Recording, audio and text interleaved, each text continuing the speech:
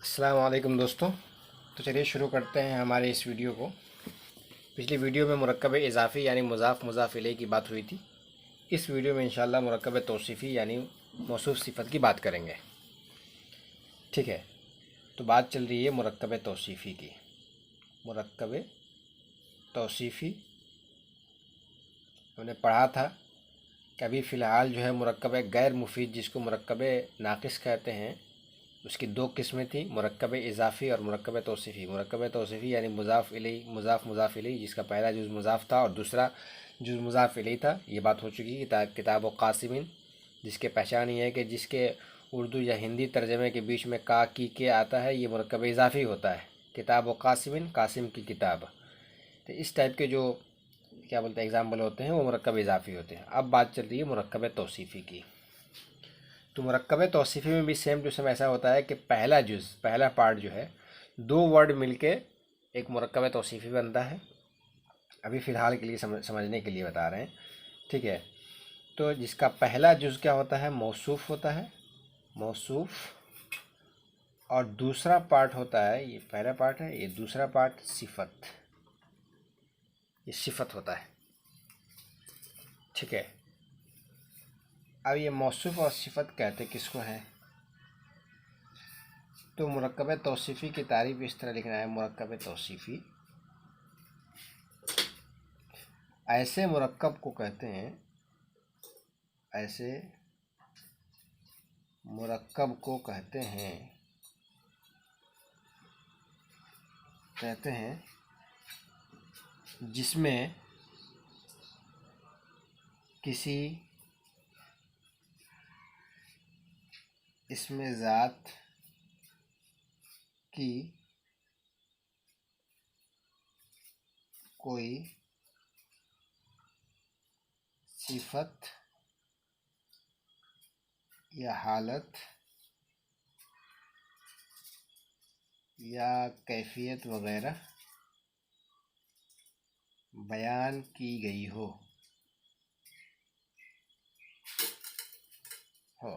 ठीक है, ये गोया के मुरक्कब तौसीफ़ी के डेफिनेशन हो गया। कोई पूछेगा मुरक्कब तौसीफ़ी का तारीफ़ क्या है, तो कहेंगे ऐसे मुरक्कब को कहते हैं जिसमें किसी इसमें ज़ात की कोई सिफत या हालत या कैफियत वगैरह बयान की गई हो। ठीक है, अब ये इसमें ज़ात जो आया है, ये इसमें ज़ात, जिसमें किसी इसमें ज़ात की कोई सिफत बयान की होती है, इसमें ज़ात कहते किसको हैं? तो इसमें ज़ात को सिंपल अगर समझना हो तो इस तरह भी समझ सकते हैं, ये ऐसा नाउन होता है, ये इसको नाउन कह सकते हैं। नाउन का मतलब होता है कि यह ऐसा वर्ड होगा जिसका वजूद दुनिया में मौजूद होगा, जिसको हम छू सकते हैं, जिसको हम महसूस कर सकते हो, पकड़ सकते हो। जैसे एक चीज़ है ये, ठीक है, ये किताब है, तो ये इसमें ज़ात होगा। क्यों? क्योंकि इसका एक ढांचा है, ठीक है, एक इसका एक बॉडी समझ सकते हैं, ठीक है, एक ये बॉडी है, एक जिस्म है, उसको इसमें ज़ात कहेंगे। और सिफत कहते हैं एडजेक्टिव को। ठीक है, मतलब वो चीज़ें हम सिर्फ फील कर सकते हैं, मतलब महसूस कर सकते हैं, उसको हम पकड़ के बता नहीं सकते। जैसे किसी इंसान की अच्छाई, किसी इंसान की ये बुराई, तो उस अच्छाई को हम दिखा नहीं सकते या बुराई को उसको हम पकड़ के बता नहीं सकते, इसलिए उसको सिफत कहते हैं। और इसमें ज़ात क्या कहते हैं, कोई कोई एक बॉडी होता है, कोई एक चीज़ होता है जिसका कोई ढांचा होता है, कोई जिस्म होता है, उसकी सिफत बयान की जाती है। ठीक है, तो आई होप आप इतनी बात समझ में आ गई होगी। अब इसमें ज़ात की अगर तारीफ़ करने जाए तो बहुत लंबा हो जाएगा। इसमें ज़ात को सिंपल भाषा में इतना समझ सकते हैं कि कोई ऐसा वर्ड हो जिसको बोलने के बाद इंसान के दिमाग में, ठीक है, उस चीज़ का या उस चीज़ के जो है क्या बोलते हैं शक्ल सूरत दिमाग में आ जाए। ठीक है, उसका ढांचा, उसकी बॉडी। अब ये किताब बोलेंगे तो उसकी शक्ल है, उसकी बॉडी या उसका जिस्म जो है क्या होता है, जहन में आ जाता है कि किताब कैसा होता है। कलम बोलेंगे, पेन बोलेंगे, दिमाग में उसकी तस्वीर और इमेज बन जाती है, उसको कहेंगे इसमें ज़ात। ठीक है, या किसी भी सूरत में, मतलब समझने के लिए, जैसे या किसी शहर का भी नाम हो सकता है। जैसे दिल्ली बोल दिया तो जहन में एक शहर है, जो मखसूस एरिया को घेरे हुआ है, ठीक है, तो उस जगह को कह देंगे दिल्ली, मुंबई, ठीक है। तो उसको हम मतलब समझ सकते हैं, देख सकते हैं, फील कर सकते हैं, और उसको और उसकी सिफत, अगर उसकी अच्छाई बुराई, ठीक है, खराबी, जो भी कह सकते हैं, तो उसकी जो सिफत होगी उसको हम सिर्फ फील कर सकते हैं, उसको हम हाथ में पकड़ के बता नहीं सकते या दिखा नहीं सकते, ठीक है। तो ये हो गया इसमें ज़ात। तो सबसे पहले इसमें चीज़ ये ध्यान रखना है कि मुरक्कब तौसीफ़ी में पहला जुज़ क्या होता है। पहला जुज़, जुज़ मतलब पार्ट, ठीक है। पहला जुज़ इसमें क्या होता है, मौसूफ होता है, मौसूफ। और दूसरा जुज़, दूसरा जुज़ मतलब पार्ट सिफत कहलाता है, सिफत कहलाता है, ठीक है।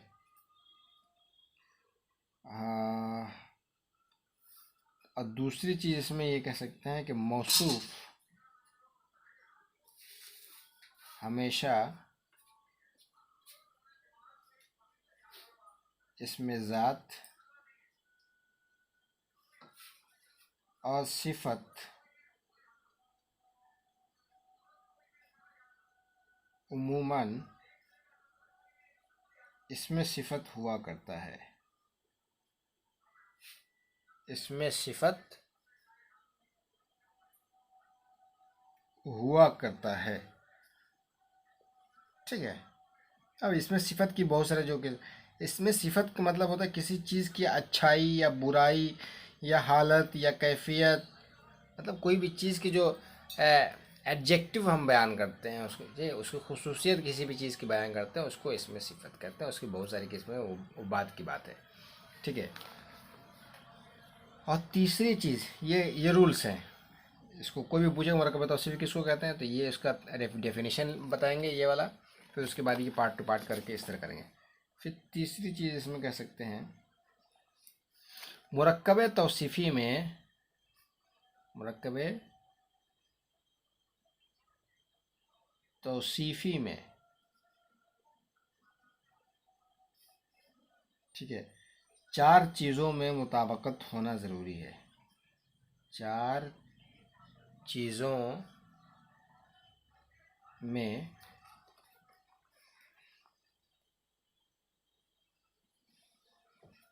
मुताबकत होना ज़रूरी है, ठीक है। मुरक्कब तौसीफ़ी में चार चीज़ों में मुताबकत होना ज़रूरी है। इसका क्या मतलब है, मतलब जैसा मौसूफ होगा वैसी उसकी सिफत होगी। अब वो चार चीज़ें कौन कौन सी हैं, वो चार चीज़ें नंबर एक पे है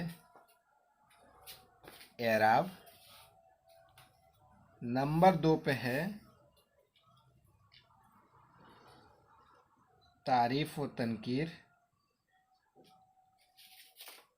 तनकीर, और नंबर तीन पे है तज़कीर व तानीस, और नंबर चार पे है वाहिद, तस्निया और जमा। अब ये चार चीज़ों में मुताबकत होना ज़रूरी है। मुताबकत किसको कहते हैं,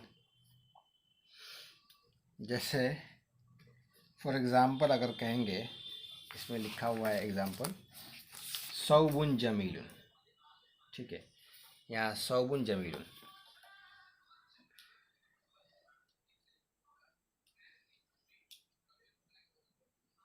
सौबुन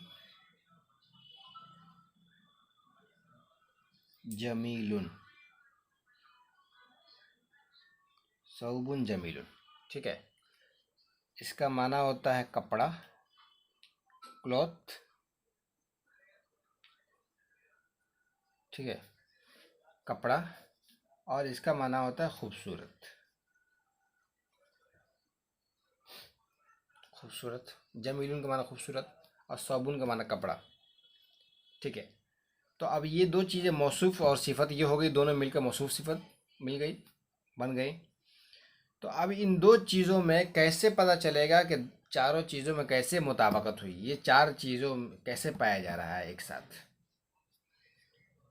तो सबसे पहले देखेंगे एराब। तो मुताबकत का मतलब होता है कि ये अरबी में बताया था कि पहला पार्ट जो एक सेंटेंस होता है मौसूफ सिफत का, उसका पहला पार्ट क्या होता है, मौसूफ कहलाता है, और दूसरा पार्ट सिफत कहलाता है। ठीक है। तो मुताबकत का मतलब ये हुआ कि ये मौसूफ जैसा होगा, सिफत भी वैसी ही आएगी। मौसूफ जैसा होगा मतलब उसका पहला पार्ट जैसा होगा, उसकी सिफत भी, उसका सेकंड पार्ट भी सेम टू सेम वैसा ही आएगा, उसको फॉलो करेगा। ठीक है। तो कैसे फॉलो करेगा? सबसे पहले चीज़ है मुताबिकत चीज़ों में एराब। एराब किसको कहते हैं? एराब कहते हैं किसी भी लफ्ज़ के आखिरी हालत को, कोई भी मसलन यहाँ पे सौबुन है अगर लिखा हुआ है सौबुन, तो ये एक वर्ड है, उस वर्ड के जो आखिरी लेटर है, आखिरी जो हर्फ है, उस पर या तो क्या होगा, ज़बर होगा, या ज़ेर होगा, या पेश होगा। तो ये जो आखिरी हर्फ जो जो भी हालत हो, ज़बर हो, ज़ेर हो, पेश हो, उसको कहते हैं एराब। तीनों में से कोई भी हो सकता है, या जज़म भी हो सकता है, लेकिन जज़म ये फ़ेल के साथ ख़ास है, और ये ज़ेर जो है ये इसम के साथ ख़ास है। ठीक है। इसको एराब कहते हैं। रफ़ा नसब जर, रफ़ा नसब जर को क्या कहते हैं? एराब कहते हैं। समझ में आ गया? तो अब ये एराब के लिए, एराब इसके पूरा डिटेल, एराब किसको बोलते हैं, ये पूरा डिटेल में आगे इंशाल्लाह आएगा। अभी फ़िलहाल के लिए ये समझ लीजिए एराब में कैसे। अब एराब में मैंने बताया कि रफ़ा और नसब जर। रफ़ा कहते हैं ज़म्मा यानी पेश को, पहली वीडियो में बयान कर दिया हूँ। नसब कहते हैं एराब में, रफ़ा नसब जर आता है एराब में। कौन सा? रफ़ा नसब और जर। ठीक है। एराब में तीन चीज़ आती हैं। रफ़ा का मतलब होता है ज़म्मा यानी पेश, नसब का मतलब होता है ज़बर है ना यानी फ़तहा, और जर का मतलब होता है ज़ेर यानी कसरा। ठीक है। तो अब क्या कहा? रफ़ा यानी ज़म्मा यानी पेश, रफ़ा का मतलब ज़म्मा यानी पेश। अब देखो ये चाहे जो है क्या बोलते हैं, तनवीन है, मतलब दो पेश है, लेकिन है तो वो पेश। अब पेश होने की वजह से ये रफ़ा की हालत में है। अब एराब में देखो, एराब तीन था, रफ़ा नसब जर। ठीक है। तो एराब में मुताबिकत कैसे हुई? सबसे पहले ये पेश है, इसके लास्ट में, लास्ट वाले में देखा जाता है कभी भी अरबिक में। तो ये जो उसकी सिफत है, उसके उसके भी लास्ट में क्या है? पेश है। ठीक है। यह है कि नहीं? पेश। ठीक है। तो सबसे पहले मुताबिकत ये हो गई कि मौसूफ के लास्ट में क्या है? दो पेश है, इसलिए उसके सिफत के लास्ट में भी दो पेश आ गया। तो ये सबसे एक पहली चीज़ में ये डन, मुताबिकत हो गई। अब दूसरी चीज़ होता है तारीफ़ व तनकीर। तारीफ़ व तनकीर किसको कहते हैं? मारिफा और नकरा को कहते हैं। मारिफा और नकरा किसको? आगे आएगा इंशाल्लाह। अभी फ़िलहाल के लिए इतना बात समझ लिए। मारिफा, मारिफा कहते हैं किसी भी ख़ास चीज़ को। जैसे अगर कहेंगे किताब, तो कहेंगे कोई भी किताब हो गया। अब खाली किताब का नाम बोलेंगे तो कोई ख़ास एक किताब का नाम मौजूद नहीं होगा। ठीक है। अगर किताब बोलेंगे दुनिया में कोई भी बुक होगा, उसका जो है उसके बारे में बयान की जाएगी।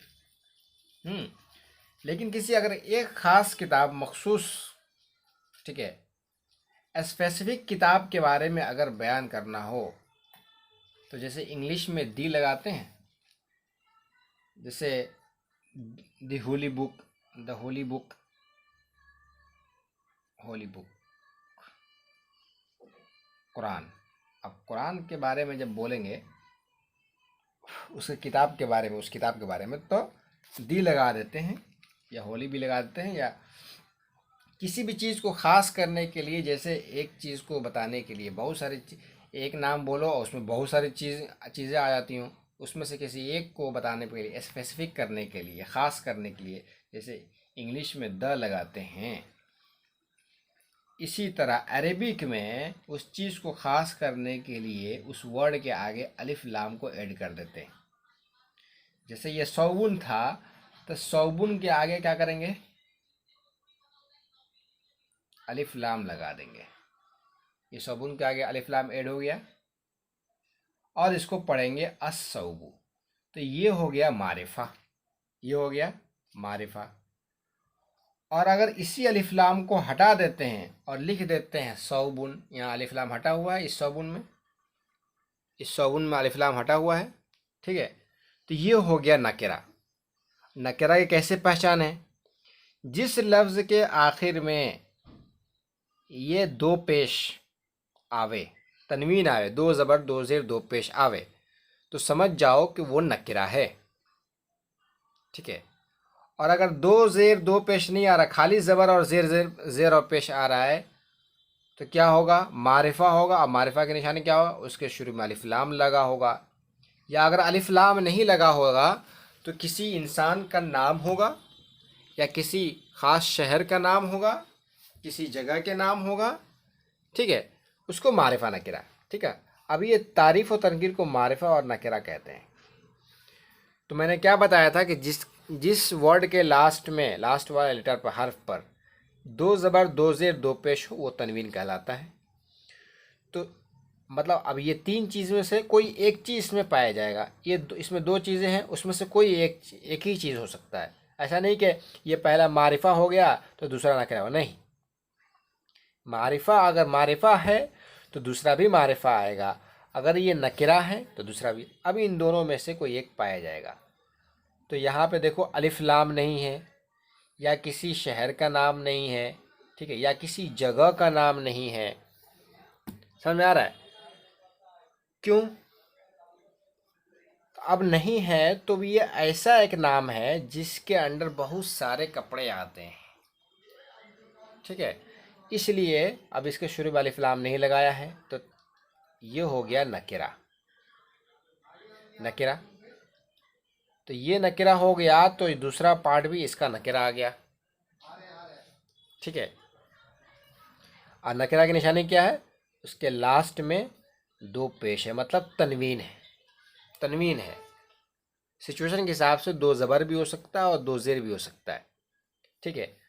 तो ये दूसरा भी मुताबकत हो गया। तीसरा है तज़कीर व तानिस, यानी मुज़क्कर और मुअन्नस, मेल और फीमेल कहेंगे जिसको, ठीक है। ये तज़कीर व तानिस जो है, तो ये सबसे पहले चीज़ क्या है, मौसूफ जो है ये मुज़क्कर भी है। क्या है ये, मुज़क्कर भी है। तो ये मुज़क्कर होने की वजह से उसका सिफत भी क्या आया है, मुज़क्कर। तो इन चीज़ों में क्या बोल, तीसरी चीज़ में भी मुताबकत हो गई। अब चौथी चीज़ आया वाहिद तस्निया जमा, सिंगुलर और प्लूरल। और इंग्लिश में तस्निया मतलब दो के लिए तो नहीं आता है, या तो सीधा सिंगुलर आता है, एक आता है, या एक से ज़्यादा आता है। लेकिन अरबिक में दो के लिए भी अलग से तस्निया बोलते हैं। तो चौथी चीज़ में मुताबकत कि अगर मौसूफ वाहिद होगा, सिंगुलर होगा, तो ये सिफत भी उसका क्या आएगा, वाहिद। अगर मौसूफ तस्निया है तो सिफत भी तस्निया। अगर मौसूफ जमा है, प्लूरल है, तो ये सिफत भी जमा ही लाएंगे। अब देखो ये सौबुन था, तो सौबुन ये है वाहिद, ये वाहिद है, तो जमीलुन भी वाहिद लेकर आए हैं, ठीक है। अगर इसको तस्निया लाना होता तो कहेंगे सौबाने, तो फिर इसको भी कहना पड़ेगा जमीलाने, ठीक है। अगर जमा लाना हो तो कहेंगे अस्वाबुन, तो अब ये जमा ला दिए तो कहेंगे जमीलून। तो गोया के एक ऐसा सेंटेंस होगा जिसके अंदर चारों में से, चारों के अंदर जो भी चीज़ें पाई जाती है, जैसे एराब है तो या तो वो उस पर पेश होगा, या उस पर दो ज़बर होगा या दो ज़ेर होगा। अगर दो ज़बर है तो इस पर उसके सिफत पर भी दो ज़बर आएगा। अगर दो पेश है तो सिफत पर भी दो पेश लाएंगे। अगर दो ज़ेर है तो दो ज़ेर ही लाएंगे। ऐसा नहीं होगा यहाँ पे ज़बर हो गया तो यहाँ पे ज़ेर आएगा, नहीं, जो इस पर होगा वैसा ही होगा। दूसरा था मारिफा नकिरा। अगर ये मारिफा है, ठीक है, ख़ास है, तो इसको भी मारिफा लाएंगे। अगर ये नकिरा है तो ये जैसा ये नकिरा है तो इसको भी नकिरा लेकर आए हैं। नकिरा की पहचान है तनवीन आना, ठीक है। और तज़कीर व तानीस मतलब मुज़क्कर और मुअन्नस, मेल और फीमेल, मेल और फीमेल। तो अगर ये मौसूफ मेल है तो सिफत भी मेल लाएंगे। अगर ये ऐसा नहीं है कि इसको मौसूफ को मेल ला दिए और सिफत को फीमेल ला दिए, ऐसा गलत हो जाएगा फिर। या ये मेल है तो ये भी मेल, अगर इसको फीमेल लाएंगे, मुअन्नस लाएंगे, इसको भी मुअन्नस लाएंगे। इसी तरह वाहिद तस्निया जमा, तो वाहिद तस्निया जमा अगर एक है तो एक लाएंगे, वाहिद लाएंगे। अगर तस्निया है तो तस्निया लाएंगे। तो अब ये देख लिए, तो ये अगर वाहिद होगा तो ये भी वाहिद होगा। अगर इसको तस्निया लेके आते हैं तो ये भी सिफत भी तस्निया लाएंगे। अगर मौसूफ को जमा लेके आते हैं तो सिफत को भी जमा लेकर आएंगे, ठीक है। ये एग्जाम्पल हो गया। अब इसका तर्जमा कैसे करेंगे? तो अगर ये पहला मौसूफ है और दूसरा सिफत है तो इसका तर्जमा करेंगे पहले सिफत का उसके बाद मौसूफ का। उर्दू में उल्टा हो जाएगा। तो जो पहले खूबसूरत है तो लास्ट में जो खूबसूरत है उसको पहले लाएंगे खूबसूरत, और जो इसका उल्टा खूबसूरत कपड़ा, ठीक है। अब मान लो कोई उर्दू बोले कि खूबसूरत कपड़ा, खूबसूरत बीच में कुछ नहीं है, सीधा खूबसूरत कपड़ा, ये अधूरा और नाकिस इनकम्प्लीट सेंटेंस है जिसको मुरक्कब नाकिस कहते हैं, मुरक्कब गैर मुफीद कहते हैं, ठीक है। इसको बनाने के लिए क्या किया, सबसे पहले जो लास्ट में उर्दू और हिंदी में जो लास्ट में आएगा उसको अरबिक में पहले लेकर आएंगे। तो अब देखो कपड़ा लास्ट में आया था तो उसको अरबिक में पहले उठा दिया सौबुन, और ये पहले आया था उर्दू में सिफत एडजेक्टिव, ठीक है, तो उसको लास्ट में लेके आया। मतलब जैसा उर्दू में होगा उसका उल्टा कर देंगे, जो पहले होगा उसको लास्ट में, जो लास्ट में होगा उसको पहले कर देंगे। या अरबिक में होगा सौबुन जमीलुन, तो तर्जमा करेंगे तो पहले क्या करेंगे, जो लास्ट वाला है उसका पहले करेंगे और जो पहले वाला है उसका लास्ट में करेंगे। दूसरा एग्जाम्पल अगर हम आपको देवें तो जैसे अल माउ, अल माउल अज़बू, ये जाल है, जाल, दाल के बाद जो जाल आता है अज़बू। अब अलमाऊ का माना होता है पानी, वाटर, ठीक है। और अल अज़बू का माना होता है मीठा पानी, फ्रेश पानी, जिसको फ्रेश वाटर बोलते हैं उसको। तो अब इसका तर्जमा अलमाउल अज़बू, ठीक है। तो मीठे को, मीठी चीज़ को हम जो है चीज़ को देख सकते हैं लेकिन उसका जो टेस्ट है उस टेस्ट को हम नहीं बता सकते हैं, ठीक है। तो अब इसका तर्जमा करेंगे, जो लास्ट वाला है उसको पहले लेके आएंगे, कहेंगे मीठा। अब इसका पहले है तो इसका लास्ट में तर्जमा करेंगे, कहेंगे पानी, मीठा पानी। जैसे इंग्लिश में कहते हैं फ्रेश वाटर, ठीक है। तो वाटर भी देखो बाद में लाया उसका तर्जमा में, तो मीठा पानी। अब देखो मुताबकत करना इसमें ज़रूरी है। सबसे पहले देखेंगे कि इसमें रफ़ा एराब में से रफ़ा नसब जर यानी ज़बर ज़ेर पेश में से कौन सा है इस पर। तो इस पर पेश है, मतलब रफ़ा है, तो देखो सिफत पर भी रफ़ा यानी पेश लेकर आए हैं। दूसरी चीज़ में मुताबकत तारीफ़ व तनकीर, मारिफा और नकिरा होना चाहिए। तो अब देखो मैंने कहा था कि अगर शुरू में अलिफ लाम होगा तो क्या होगा, लास्ट में दो ज़बर दो ज़ेर दो पेश नहीं आएगा, खाली ज़बर ज़ेर पेश में से कोई आएगा, ठीक है। अब देखो अलिफ लाम लगाने की वजह से सिर्फ पेश आया है। अगर अलिफ लाम हटा देते हैं और कहते माओ तो वहाँ पर दो पेश के लगा देते हैं।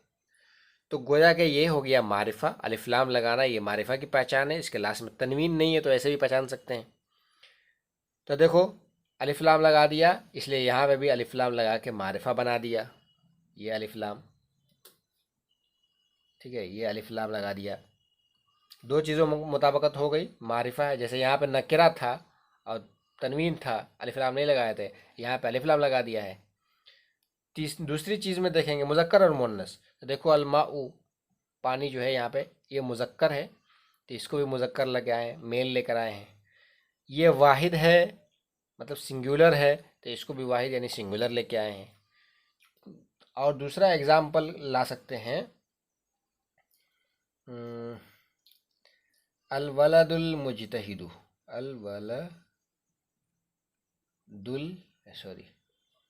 अलवलदुल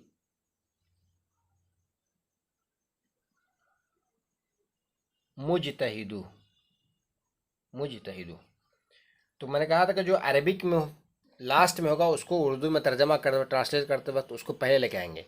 तो जो लास्ट में है अलवलदु के माना बता रहे पहले, लड़का, बॉय। और मुजतहिद का माना होता है मेहनती, हार्ड वर्क करने वाला, ठीक है, मेहनत करने वाला। तो जो लास्ट में होगा उसको पहले कहेंगे मेहनती। अब जो ये पहले है उसको लास्ट में लेंगे, मेहनती लड़का, ठीक है। तो देखो इसके ऊपर क्या है, रफ़ा है मतलब पेश है, इसलिए क्या किया, यहाँ पर भी पेश लेके आए हैं, ठीक है। ये मारिफा है मतलब अलिफ लाम लगा हुआ है, इसलिए इस पर भी अलिफ लाम लगा दी है मारिफा बनाने के लिए, सिफत को भी। ये मुज़क्कर है वलदु, मेल है, इसलिए इसको भी मेल लेकर आए हैं। ये वाहिद है, सिंगुलर है, एक लड़के की बात हो रही है, इसलिए इसको भी वाहिद यानी सिंगुलर लेके आए, मेहनती लड़का, ठीक है। तो इस तरह बहुत सारे एग्जाम्पल हो सकते हैं, और इस तरह आप लोग दूसरे सोच सकते हैं और आप लोग लिखिए। इस तरीके से पूरा जो है लिखना है, ये तरतीब से। अब कोई पूछेगा तो ये पूरा इस तरह लिखना है, सारे के सारे एग्जाम, ठीक है। आई होप आप लोगों को इतनी बात समझ में आ गई होगी। बहुत बहुत शुक्रिया, मिलते हैं अगली वीडियो में।